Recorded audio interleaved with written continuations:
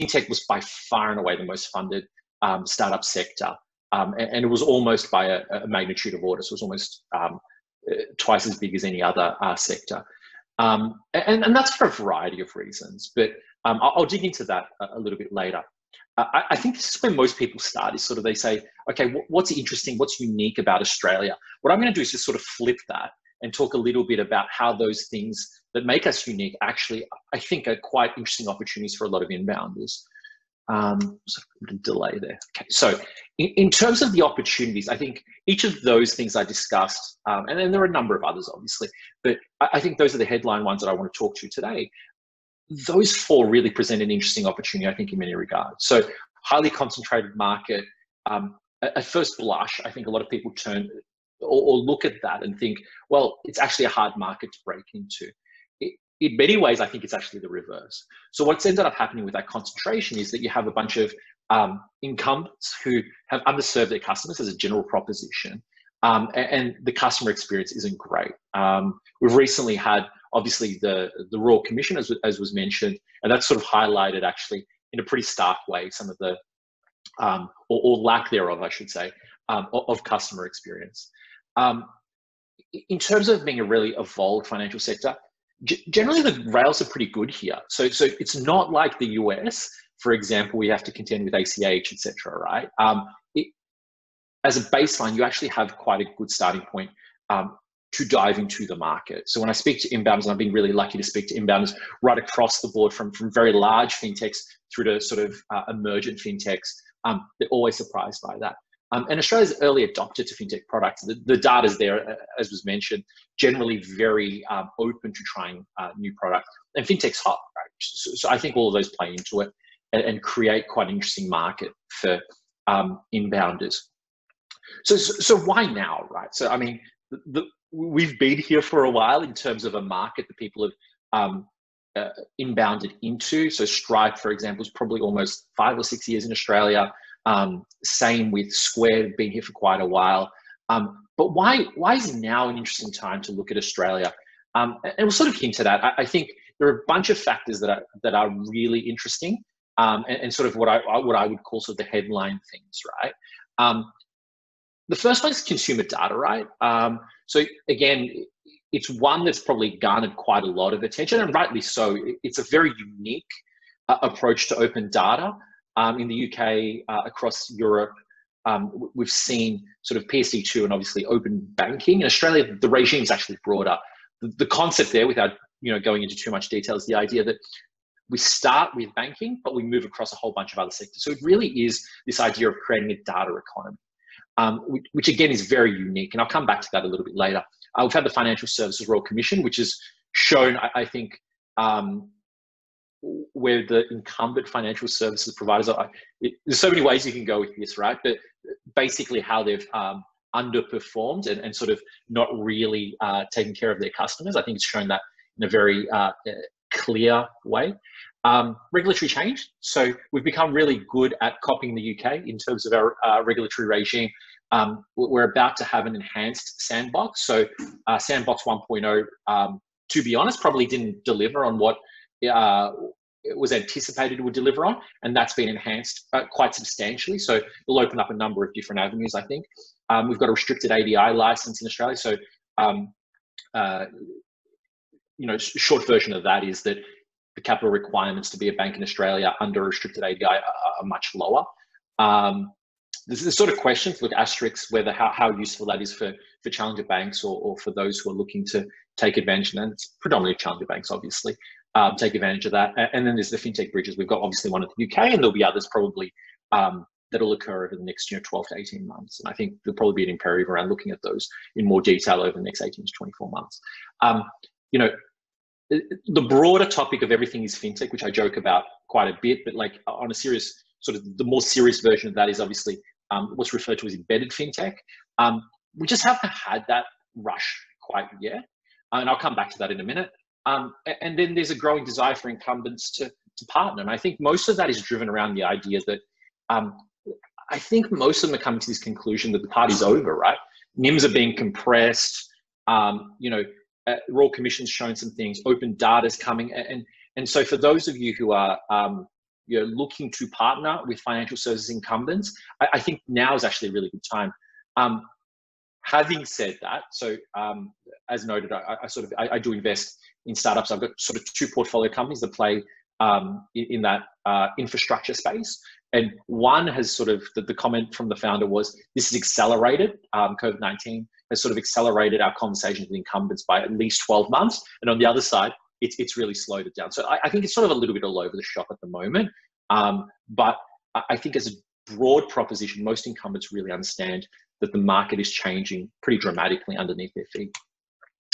So practically, what does that mean? So, again, I'm just sort of going to break this out into sort of the partnering versus the challenging, right? So those who are looking to work with incumbents versus those who are looking to obviously challenge them. As noted, incumbents are really coming to the realization they need to partner.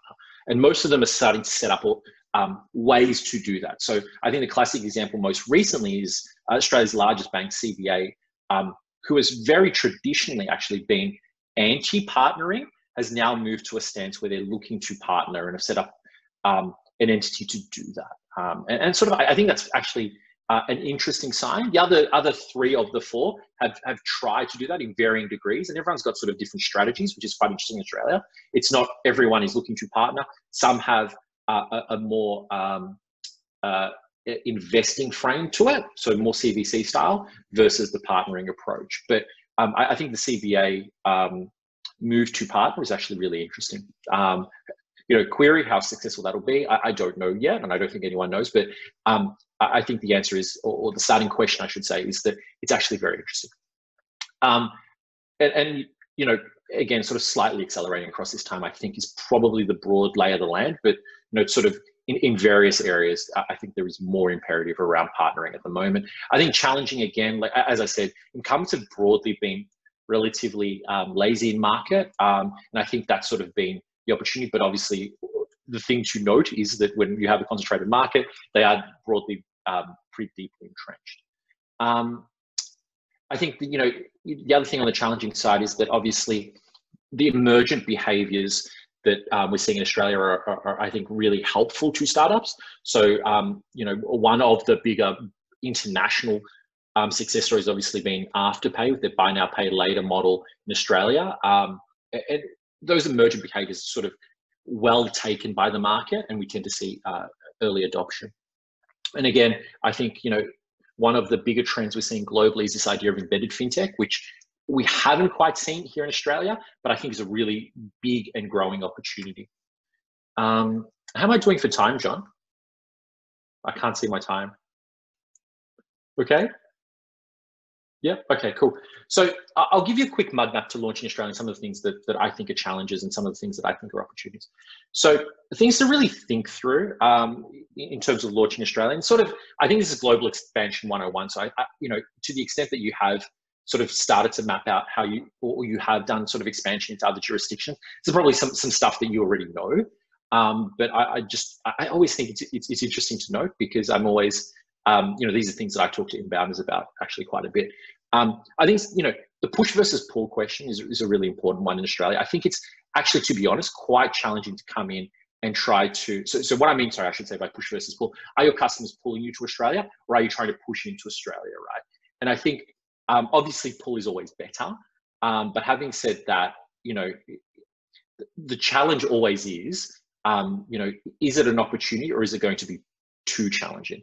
As a broad proposition, again, across the market of startups that I've seen sort of enter the Australian markets, the ones who have broadly succeeded are the ones that have been pulled into the market by their customers. They've had customers either here call them into market, or have had inbound interest in also coming to market with them, right? And so obviously from an infrastructure perspective, payments is a classic one, right?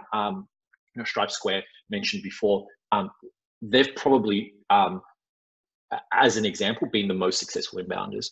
I think network matters, especially for recruiting regulatory and banking relationships. Australia's not as transactional as other markets. I think one of the things that people are always surprised by when they come here is how much work needs to be done to build those relationships. It's a slightly different market in that regard. And I think investing in the relationships is really important. Banks are way slower than you think.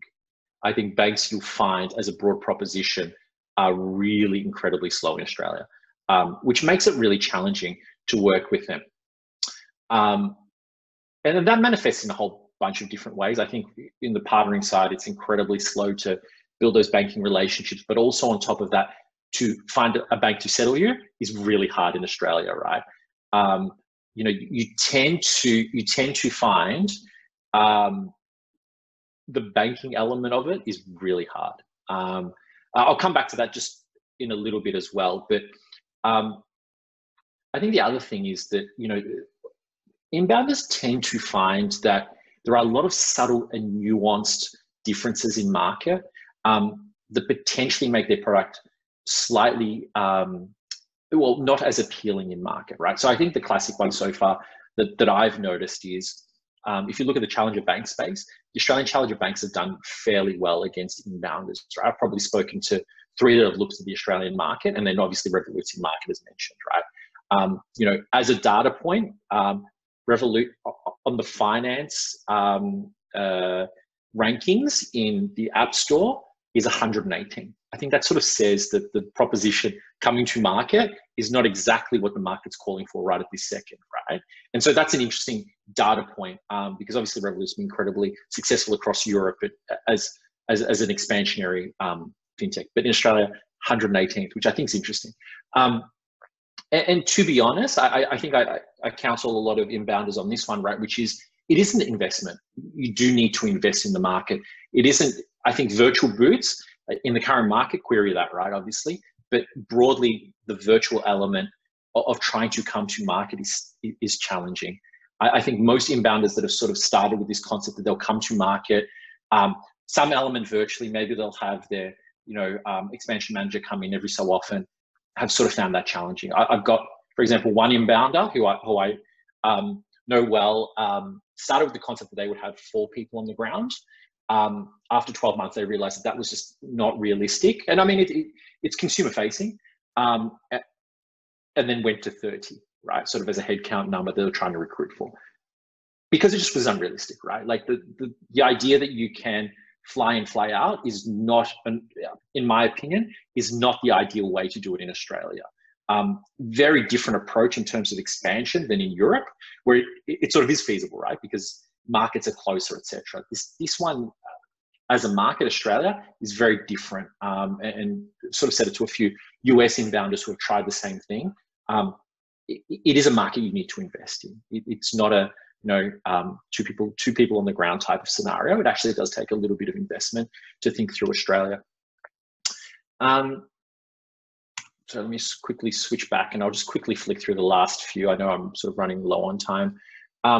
Common pressure points, you know, it is very similar to other jurisdictions when you do global expansion. Regulatory issues take longer than you expect. The banking relationship one is one that I think I really want to underscore. The banking element, I'll use that as the example, has tripped up a lot of inbounders. There isn't, as compared, for example, to the US, there isn't a community banking market that is really adopting BaaS, right? Like banking as a service, as an approach to be able to win business. That doesn't exist in Australia, right? And on the face of it, there are a number. So there's 141 ADIs, or 145, somewhere in that range, ADIs in Australia. And you would think that opportunity would exist. The reality is, to have a bank settle you is actually really hard. And it does take time, right? Again, know of a fintech startup, Unicorn, it took them 18 months to get a banking relationship in Australia. It's hard. Networking community, again, I just want to underscore that one as well. Incredibly valuable, right? So it's a small market. It's very easy to get to the right people if you have the right network. And investing in that is one thing as well that I sort of try to sort of underscore with a lot of inbounders. I'll quickly jump to this last one, and then I'll hand back to John and give Dan a chance to speak as well. Some emergent opportunities. One that I'm really interested in at the moment, for example, is embedded fintech. So example, DoorDash is in Australia now. They came to market with Galileo, who did their issuance, right? So if you know sort of the model that Galileo has in terms of how they work with companies like DoorDash, is that they'll do the cards that the Dashers use. They actually came to market with them, right? Which I think is a really interesting thing. So I think there's a whole bunch of opportunity around that. There's a number of big startups that haven't yet turned to embedded fintech as an opportunity to make money. You know, I was joking today, I sort of tweeted about Canva, who's the big unicorn in Australia. When are they going to be a fintech, right? Like, they have a great relationship with their customers. It would make a lot of sense if they started to think about fintech, right, as a way they could expand their revenue streams. But I think that one's an underscored one. Infrastructure, still a bunch of infrastructure opportunities in Australia. On the payment side, issuance and acquiring side, actually, BAS, there's a whole bunch of startups that I've sort of spoken to, inbounders who are looking at Australia from a banking as a service perspective, and sort of providing infrastructure, KYC, AML, etc. Challenger banks, still think there's an opportunity there. It's not a one market. There is a lot of challenger banks coming to market, but it's not one yet. CDR, I think this is one that's under discussed as well, is that I think it'll end up being probably one of the standards in terms of on a global basis. So we already know New Zealand's looking at using a similar model. We also know that obviously Canada is probably going to look at a similar model. I think it's going to end up being an interesting competitive advantage to have figured out how Australia does it when looking at other markets and globally expanding. Fintech adjacent opportunities, I think insurtech's a huge one. You know, I joke that, you know, if you think that banks from an infrastructure perspective are behind, have a look under the hood at an insurance company, and you'll be shocked at sort of the PDFs they abuse people with, right? But I think there's a bunch of opportunity around those spaces. I'll leave it there, but do drop the questions into the chat. I'm happy to answer them, obviously, through chat or a little bit later. But that's my 15 minutes. I sort of obviously planned for a little bit more than that in my deck, but I'm easy to get a hold of. Sorry, one last thing, sorry. I'm easy to get a hold of. I'm a purveyor of fine memes on Twitter, so if you're interested in that, check me out on Twitter. I'm easily available online, and I also write a whole bunch about fintech as well. So do reach out. Again, really easy to contact. But that's my time. I'll hand back to you, John, and I'm happy to answer questions. Great, thanks, Alan. That was very comprehensive, and we will have an opportunity during Q&A to ask Alan any further questions. I think some of the takeaways from that is there's real opportunities in Australia. There's partnerships to be used. There's a high adoption rate, and the other thing I think is Australia is similar but different in a positive way as well. So I think that was a really good summary there, Alan. Now over to Daniel Knight, who's going to provide an overview of the regulatory environment in Australia and highlight the key issues companies face in setting up in Australia. Daniel, over to you. Great, thank you, John, and yeah, thanks everyone for being online. This is my first chance to wear a proper shirt for 3 months, so thank you all for that. And it's great to be talking about fintech issues. I'll just make sure I can get my slides on the screen as well. So hopefully you can see that now. So I want to talk about sort of navigating the regulatory landscape here. Alan's touched on some of those elements already. Beginning with sort of structures that people use when they're coming here. Won't spend long on that. Diving then into the regulatory regime that fintechs face, and then some observations about the current environment, and particularly with a bit of an emphasis on where open banking is at the moment, where it might go as well. So diving into the corporate structures, look, people tend to, when they're coming here, they'll either set up an Australian subsidiary, that's a proprietary limited company, private company, or they might do it from home base with an Australian branch. In either case, it's likely that you're going to need to have a local director or appoint a local agent. And often tax considerations are sort of front and centre when you're deciding which of those is best for you. If you do go down the path of setting up a subsidiary, 30% corporate tax rate, we've got an imputation credit system without dividends. Something that you're probably familiar with. There is withholding tax on unfranked dividends. But I mean, all of that is up for grabs as we look to the possibility of a free trade agreement between Australia and the UK post-Brexit in the event. Jumping now to the regulatory regime we face as fintechs. Across the bottom there, my take on some buckets of how you could classify a fintech. Not everything fits neatly into the buckets, but this gives you a sense of where things fit. Applying to most fintech activity is the Australian Financial Services Licence Regime, AFSL, administered by ASIC, our equivalent of the FCA. There's a similar regime, the Australian Credit Licence Regime, which just applies to lending. When we move over to banking and payments, our central bank, the Reserve Bank of Australia, has some oversight there, not a great deal. And then there's the ADI regime that Alan talked about for banking specifically. Sitting across most fintech activity, right at the bottom there is our anti-money laundering laws, which are administered by AUSTRAC. So I want to spend a bit of time just diving into each of the elements of that. So if we talk about money laundering first, most fintechs end up being caught by our anti-money laundering laws. And whenever the hook is whether you're providing designated services, and if you are, you need to enrol with the regulator, conduct know your customer checks, and some ongoing monitoring on them. If you identify suspicious activity, then you need to report that to the regulator. Designated services, we've recently added to the list of designated services operating a digital currency exchange. So that's new. Interestingly, it only applies where you're doing the fiat on or off ramp. So it's fiat to crypto, not just pure crypto to crypto exchange. So that's in the AML regime. Lending businesses are in, remittances in. What we call stored value cards, which as it's been interpreted will really catch digital wallets as well, and credit card acquiring is in, as well as all the full range of banking activities. Turning now to the AFSL regime, which really is the heart of the regulatory journey, I find, for fintechs looking to launch here. And we'll talk in a moment about some alternatives, some ways to launch in Australia without needing to go down the path of getting your own license. But if the path for you was getting your own license, then there's an application process which involves demonstrating relevant experience. The way the regulator looks at that is relevant experience means relevant Australian experience.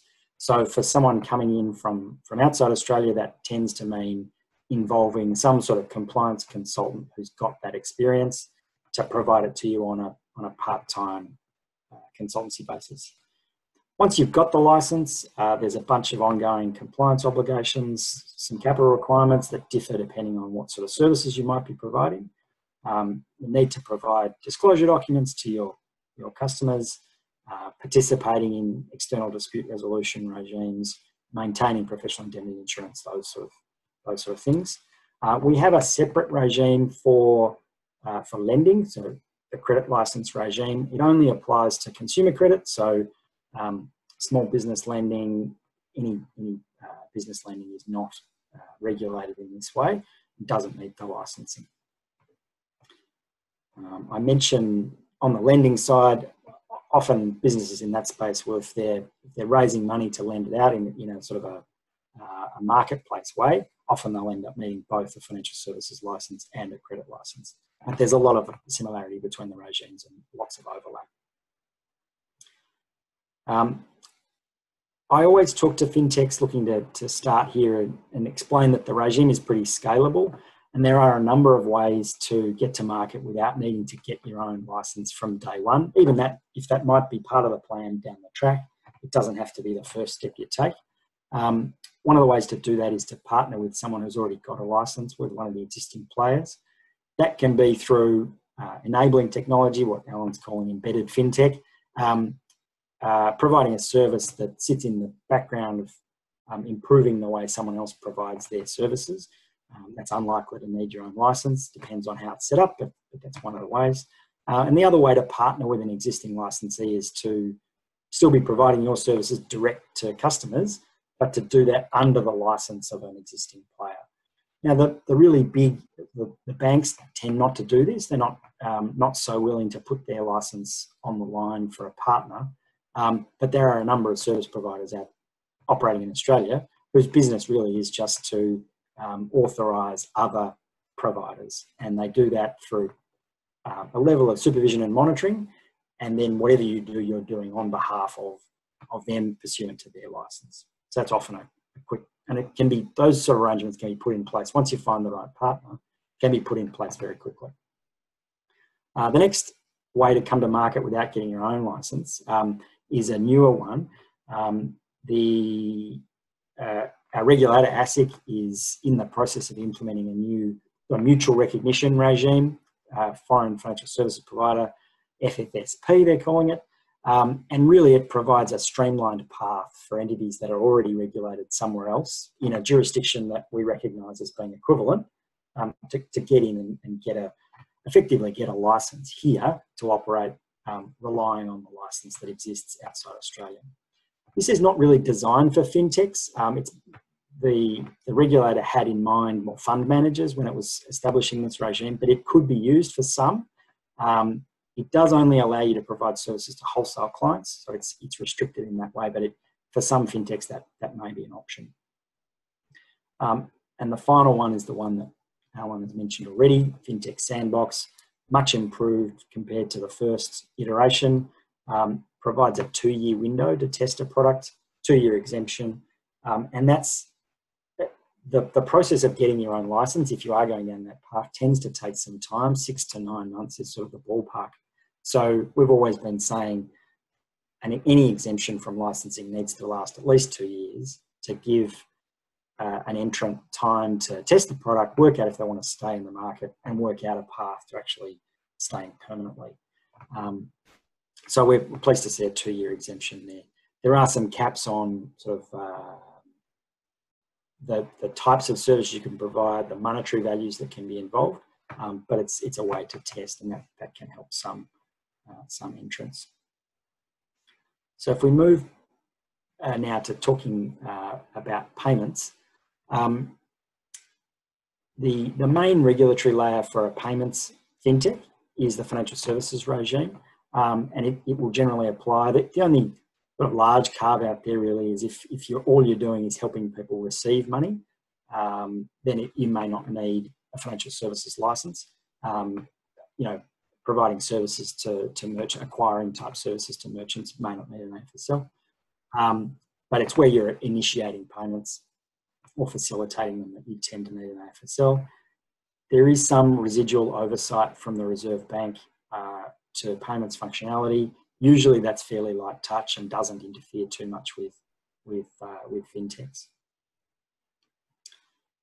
Moving into banking, I guess the first thing to say about banking here is that we have a fairly narrow definition of what banking is, and many of the neobanks that come here will come here in a way where their first offering doesn't require a banking license. They'll launch with a debit card or with some sort of payment functionality perhaps, or an investment product to test the market, build the brand, and not then need a bank license from day one. Really the thing that tips you into bank licensing is providing deposits, so a current account deposit.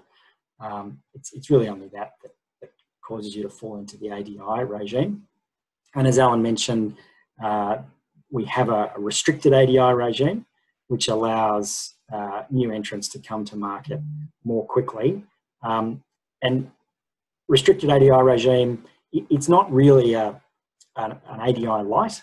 It's really what I see as a transition to full licensing. So it allows, once a business has a restricted ADI, they can begin testing products, building the use case. But really, it's again just a 2-year window. At the end of that, you need to face up to the ADI, full ADI regime. But in that initial 2-year period, there are lower capital requirements and some other concessions in terms of regulatory treatment. So again, that restricted ADI is a useful path to market for some. I've mentioned on this table, I don't have a separate slide for it, but crypto, lots of blockchain implementations, cryptocurrency businesses don't require licensing in Australia.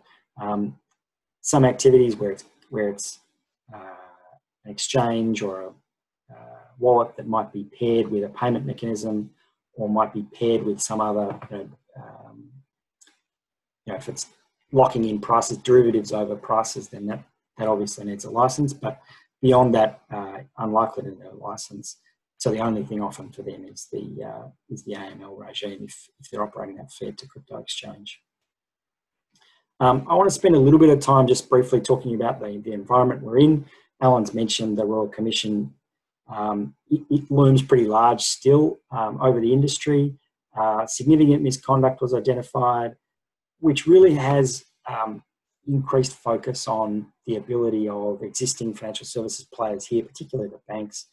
Do they have the ability to put in place the compliance that they need to? And the expectations, I think, are rising pretty rapidly on them to emphasise and put more effort in towards compliance. And on the other side of that, our regulators were criticised during the Royal Commission for not being active enough in enforcement. So there's a much greater focus from them now on being sort of the tough cop on the beat, which they really haven't been in years gone by. So what I think that means is, because there's both a drive, increase in expectations on compliance, increase in enforcement activity, that's really meaning that the established players are looking for solutions, looking for ways to improve how they provide their services. RegTech, I think, is a beneficiary of that. There's appetite there to be looking to RegTech type solutions. COVID-19 put a little bit of a pause on the regulators' approach to enforcement. They've slowed some of the progress there, and the government as well has slowed some of the reform agenda that it had coming out of the Royal Commission. But we're seeing that that corner has pretty much been turned now.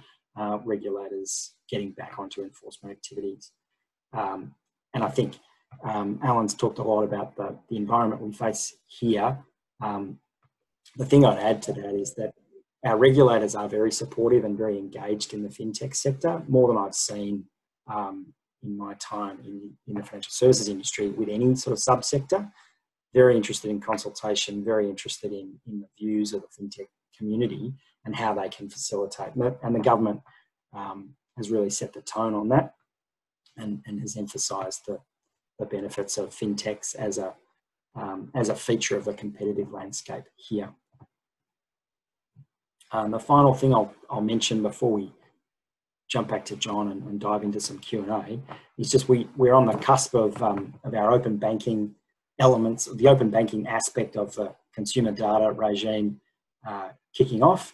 It goes live from the 1st of July for data from the big four banks. Recipients who want to obtain the data from the banks are in the process of getting accredited. That process is ongoing, but from 1 July data will be shared. Other banks, so outside the big four, other stores of data, they've got until October to start providing that. But the data set that we're launching with is fairly broad, and I think perhaps broader than is being used at the outset in other markets. So it's transaction information from debit and credit cards, deposit accounts and other transaction accounts, and then mortgage and personal loan data to come later in the year. At the moment, open banking is being presented as an alternative to existing technologies, so there's no current plans for screen scraping as such to be prohibited. The banks are, increasingly, from time to time taking steps to make it more difficult or to discourage their customers from using it, but we don't yet have a plan to turn it off. And one other thing to note on the open banking regime at the moment is that even though we're really sort of just about to launch, the government's initiated a new inquiry to talk about where we go to from here, what's next, looking at future directions of open banking, looking to make it a much bigger part of the landscape. Things like let's not have it just be a system for consuming data. What if we could build in right access so that fintechs and others could be initiating payments, initiating switching between accounts and those sort of things through the open banking regime. And also, as Alan has said, expanding beyond just the banking sector. So look, that's what I wanted to cover in terms of the regulatory landscape here in Australia. And as I said at the outset, we find it a really scalable regime for fintechs to navigate, and I think you'd find the same. Thanks, John. Thank you. Again, that was very comprehensive, and I think some of the things to take away from that is that we have a regulatory system here which is changing and creating opportunities, e.g. open banking. It kind of is adaptive and responsive, as we've seen with Sandbox. And I've had the experience as well too that they want you to call up and they'll talk through situations with you as well too. So I think there's some great support infrastructure there if you're entering this market. So I'd like to now just open it up for Q&A, and just remember you can use the chat box below to ask any questions. And the first one we have here, and I think this will be to you, Alan, and it's regarding banking relationships. If I read the question, it says, if an established overseas fintech takes 18 months to get banked, is establishing a banking relationship one of the first things on our list for establishing a business in Australia? So I think that would be you, Alan. Yeah, so the short answer is yes. I mean, sort of global expansion 101, right? Like when looking at different markets, maybe I'll run through that and I'll incorporate the question, right? So I'll rewind and I'll answer the question, right? But we're really lucky. I think for inbounders, you're really lucky looking at Australia because we've had a whole bunch of Senate inquiries into financial services. We at Fintech Australia have done probably 20 submissions this year to government on a range of different issues. So there's a wealth of knowledge on the regulatory front, right? So broadly speaking, the path you want to tread when looking at Australia, to my mind, is one, really understand the regulatory landscape. And that's why I mentioned that. Like, it's actually really easy to understand what the market looks like from a regulatory perspective. And I think Dan points out a really important thing is that the regime is scalable, right? There's a lot of different ways you can come to market. And there's a little bit of art to it. Having spoken to a number of fintech startups and watched how they've done it, there's a little bit of art to it, but it's a well-trodden path now, right? So to me, the regulatory piece is one you want to bed down because your model then, the model you come to market with sort of, I think, really informs the type of relationship you want to build with a bank. But really early on, building that relationship is important. And that's why, this comes back to a few points that I made around network and really boots on the ground. You sort of need to build those relationships pretty face-to-face. Trying to think of an example that I can speak to. So I do know a fintech who came to market, took them quite a while to get a banking relationship different to the one I mentioned before. And they had to fly down quite a lot of their compliance team to talk to the bank about the way they run their AML KYC program, etc. So it does take a bit, is sort of the short answer. But I think, just coming back to, bigger startups have obviously international expansion experience and know how to sort of run their process and how they like to do it. But I think it's for the 1 or 2 person shops that are developing and looking at Australia. Sort of the 101 is I would sort of, again, the hack is there's so much information online about the Australian market. I would go through like all the Senate inquiries. I appeared in the Senate inquiry like 2 months ago, and before us were a whole bunch of different banks, fintech startups that were talking literally about how they think about the market and what the challenges are and how they sort of approach different problems, and pretty transparently actually. So there's a bunch of information online available. I was speaking to a fintech startup probably 2 days ago about our payment system, right? The RBA's got a great document they've created around the payment system. It's sort of a little bit older now. I'll drop it into the chat. But basically this is the payment system in Australia. And, different markets have this kind of stuff. I've dropped them into the chat now. There's a wealth of information. So I'd sort of go in that order if I was doing international expansion to Australia, sort of figure out market, figure out the regulatory regime that you fall into, what kind of things you have to meet, and then have that prepared to have the conversation with your, your settlement bank, if, for example, you do need that and you're needing to build that relationship. But yes, this is the short answer. Build the relationship really quickly, or early, I should say, in the expansion piece. Just another question there, and maybe to start with Daniel first on this one, is just the impact of COVID-19 on the fintech sector, and in particular whether there's been any kind of delays in some of this kind of regulatory change that is occurring. Yeah, thanks, John. Look, I think the financial services sector here is pretty well set up for remote working. I think we've been reasonably lucky as a sector to be able to just pick up and continue from wherever we need to be. But there's no doubt that the incumbents have, when times are changing, the optional projects get put on hold. So I think that's been a challenge for some. In terms of the regulatory reforms, open banking has been delayed somewhat as a result of COVID-19 for outside the big four. But I think my take on that is there's enough going on with, because of how concentrated our banking market is, there's enough of a corpus of data to be testing and to be understanding what's happening in open banking with the big four data, that a delay of the other banks until slightly later in the year is not a huge challenge. There is a real commitment from government. I mean, one thing I do notice is we do have a minister who has a title of fintech in their ministerial responsibilities, which is a bit unusual and shows their focus, but there is a real commitment there by government.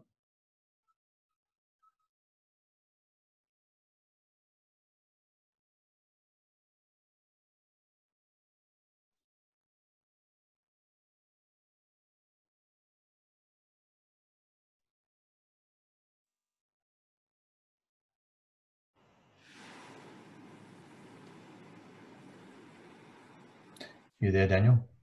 Oh, sorry, that may not have come through, but I was just highlighting that having a minister responsible for fintech meant that as the COVID-19 relief was being announced and rolled out, she was intervening to make sure that the fintech sector didn't miss out. Yeah, that's true. Yeah, I think, just to dovetail into that just quickly, John, we do have an engaged government at a federal level. So by way of background, obviously, you would have picked it up from Dan's presentation, financial services is done at a federal level, right? So this isn't the US where you need to go to every state and get appropriate licensing, right? You do have one federal regime, right? And so it's sort of helpful that we have a minister who's hyper engaged in the sector.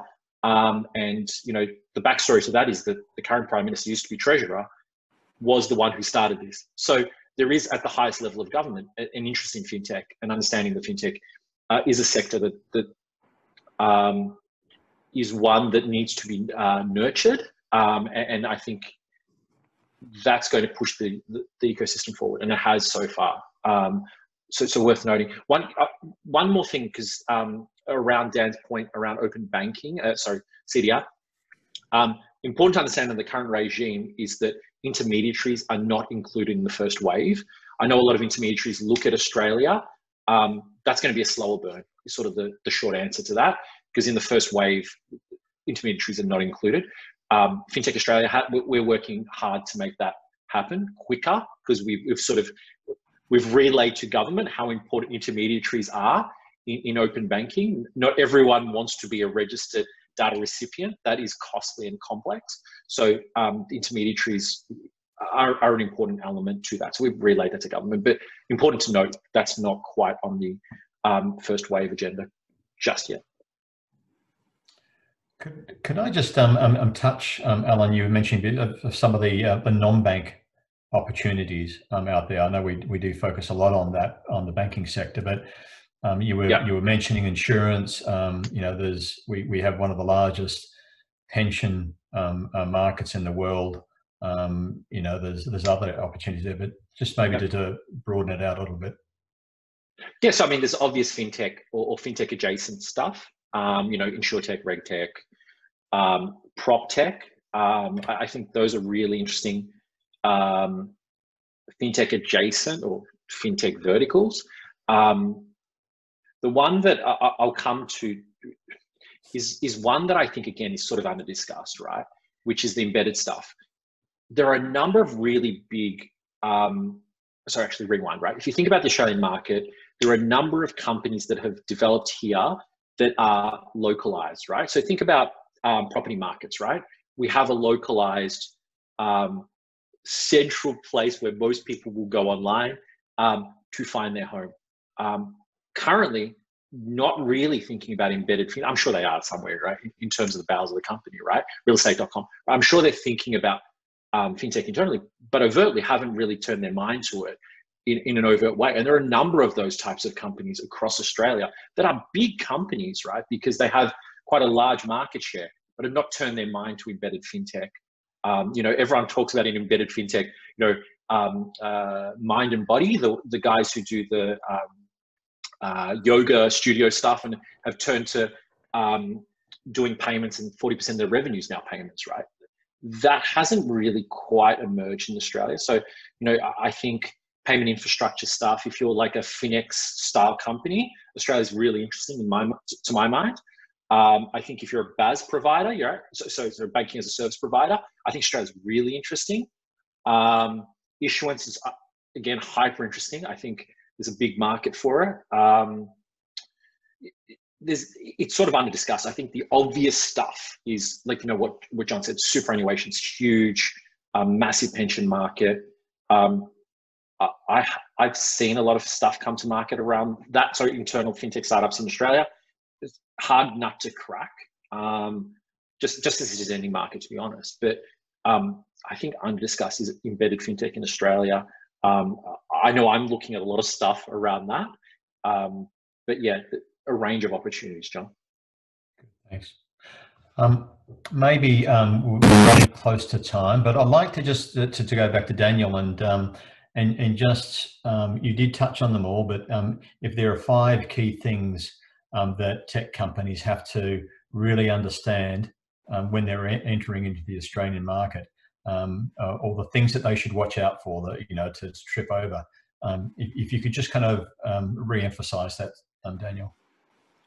Yeah, sure, John. No problem. Well, I suppose with fintech, unlike lots of other startup journeys, regulatory issues need to come front and center. And I'm not saying that just because I'm having to be a regulatory lawyer. I think in most startup sectors, it can be something you solve later. But for fintech, if you solve it and get it right early, there can be little steps you take and little differences, you know, little decisions that can make a big difference in how smooth your path to market is. We spoke to one fintech who said, "Oh, I've spent 12 months chasing down the wrong authorizations on the wrong license, and now I realise I could have started with doing what I want to do without any license. That would have saved me 12 months, and we'd be 12 months further down the track." So that's one. I feel like I've ticked off about 2 or 3 there, but I think banking relationships, no doubt, that has to be front and centre, and one of the first things you think about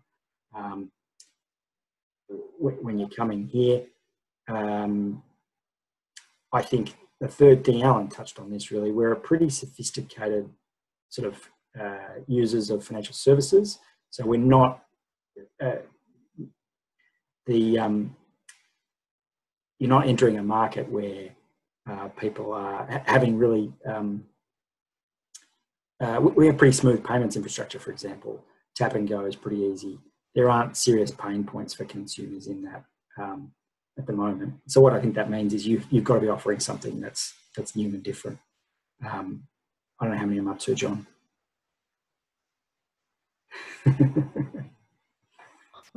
One more. Yeah, right. Well, keep an eye on what's happening. Lots of change, rapid change. We've got a government and regulators who are supportive of the industry and sector. So I think there's support out there that can be had, and it's worth keeping an eye on it and keeping an eye on the regulatory change that's happening as well. I'll dovetail in with Dan on that one, right? Which is that I think really understanding the model you're going to bring to Australia. I think a lot of startups, rightly so, right? Like you have spent the time to build up your model in another jurisdiction. I think a lot of people get wedded to bringing that exact same model to Australia, and I think that can be detrimental in the sense that obviously it might not work exactly that way in Australia. But also, I think you leave on the table opportunity, right? So coming to market with the same proposition that you have in other jurisdictions, this is sort of my point around subtle nuance or subtle differences in the Australian market, can make a big difference. So whether that's taking advantage of a regulatory, play in terms of how you might be able to come to market quicker, or whether that's looking at a latent need in market, I think really being wedded to the model you bring or have traditionally used in other markets to Australia can sometimes be detrimental. And thinking through, what is unique about your proposition in the market that you can leverage is sort of important. And that comes back to the regulatory model, how you're going to build the relationship with, a settlement bank or, whoever else it is that you need to actually bring the product to market. Great. Thanks, Alan. Could I just, this is a real quick question, and rate this 1 to 4. Who's the most, and I've condensed this question, who's the most active banks in the market?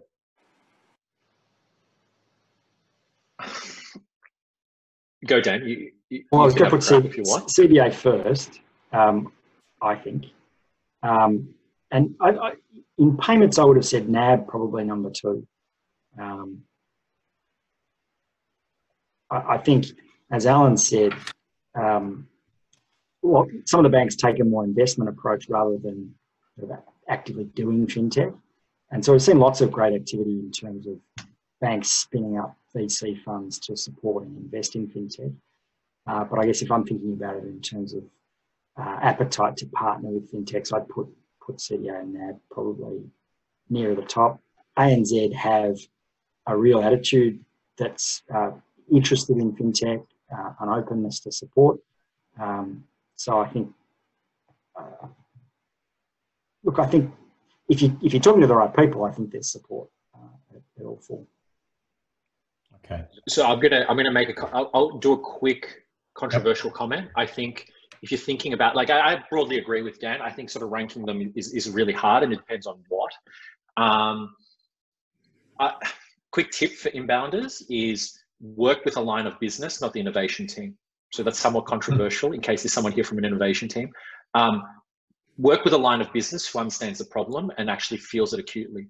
I think a lot of people waste their time with innovation teams. They're a great conduit, don't get me wrong, as I think they are generally in most countries. They're a great conduit into the business, but work with a line of business who understands what you're doing, right?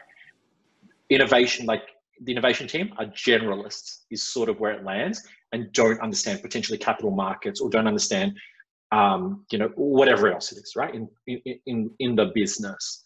I've seen companies accelerate in terms of the conversation with the bank when they hit the right business line, right? So it's a common one, right? Work with a business line versus the innovation team.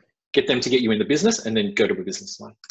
Great. And perhaps the only other thing I'd add to that, John, is just that you needn't discount sort of the second tier of banks. We're finding that lots of fintechs are getting great traction with a second tier bank that can still give you access to a great customer base, and a regional bank that has that appetite to innovate, perhaps, and less risk and more appetite for something new.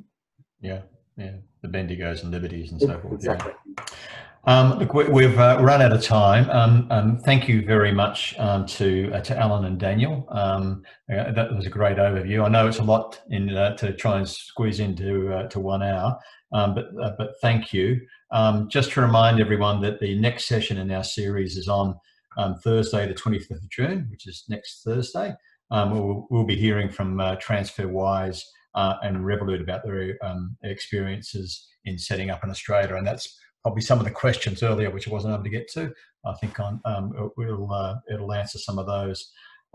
We're going to send around a recording of the session and details of the next event shortly, and that will also have contact details for for Alan and Daniel in there too, importantly.